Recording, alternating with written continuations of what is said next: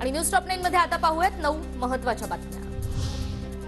पंढरपुरात विठ्ठल रुक्मिणीच्या दर्शनासाठी भाविकांच्या रांगा, राज्यभरातून हजारो भाविक पंढरीमध्ये दाखल। उद्यापर्यंत गर्दी आणखी वाढण्याची शक्यता।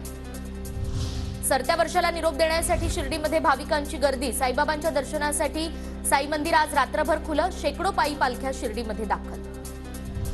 बुलढाण्याच्या शेगावमधील संत गजानन महाराजांचं मंदिर आज रात्रभर सुरू। वर्षाचा शेवट आणि नववर्षाची सुरुवात दर्शनानं करण्यासाठी भाविकांची गर्दी। तीर्थस्थानांसह पर्यटन केंद्रासाठी प्रसिद्ध असलेले नाशिक पर्यटकांनी गजबजलं। रामकुंड परिसर, कपालेश्वर मंदिर या ठिकाणी भाविकांची मोठी गर्दी। भंडारा जिल्ह्यातील रावणवाडी पर्यटन स्थळ दुपारी 4 नंतर बंद राहणार। नववर्षाच्या पूर्वसंध्येच्या पार्श्वभूमीवर वन विभागाकडून सूचना। कोकणात सर्वच हॉटेलमध्ये पर्यटकांना सी फूडची मेजवानी। सुरमई, बांगडा, बोंबील, पापलेटसह अनेक सी फूडची मेजवानी। खवय्यांना सी फूडवर ताव मारता येणार। तर इकडे पुण्यामध्ये सकाळपासूनच मटण खरेदीसाठी पुणेकरांची गर्दी। नववर्षाच्या स्वागतासाठी आज नॉनव्हेजची पर्वणी।